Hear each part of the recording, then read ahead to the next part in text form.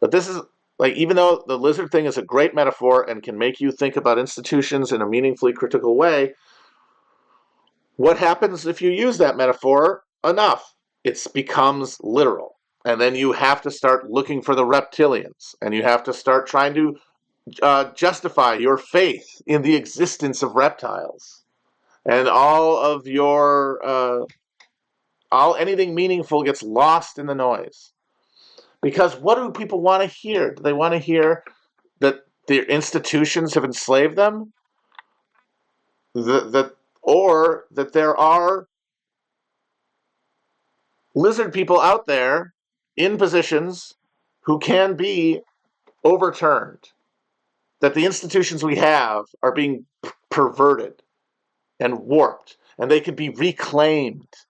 That the Constitution can be reasserted in all of its glory. As though the Constitution is not what all of this, all the horror that we see around us, all of this is the manifestation of the basic code of the Constitution, which is a theological enshrinement of property rights.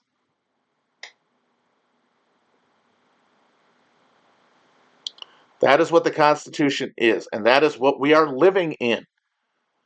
We are living in the hell of private property rights as the only enshrined sacred relationship. Nothing else is real. Property is real. Property ownership is real. Everything is in the thrall of that. And all the things that conspiracy people point to as perversions of the constitutional order, from the establishment of the Federal Reserve to the assassination of John F. Kennedy, all the response to 9/11, all of that stuff is not a perversion of the constitutional order. It is the organic outgrowth, the organic response of this system to changing conditions, changing more people, is the big one. Just as the country gets bigger and the complexity of governing it increases, as the technological capacity of governance increases, these things sprout up. We need a Federal Reserve. The gold will not cut it anymore. Boom, we get one. We're going to be a globe-bestriding colossus and we're going to impose capitalism on the rest of the world? Well, then we can't depend on democratic, accountable institutions to carry that out. That is not efficient enough.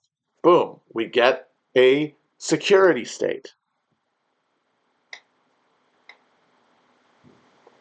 All of these things exist. They emerge to reinforce and protect the central imperative of the constitutional order. And for me, the big problem I have with every stripe of conspiracy person and the populist concept in general is that almost always is embedded within it is a faith in the constitutional order as the bedrock of like real human liberty that has been perverted by bad actors. And if you think that, then your plan to defeat the bad actors will only end up reinforcing the very structures that allow them and, in fact, mandate them to do what they do.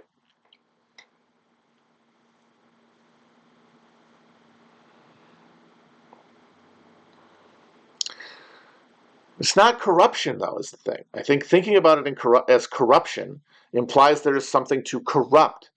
There was never anything to corrupt. All the stuff that we think of as the virtue stuff, it's ad copy.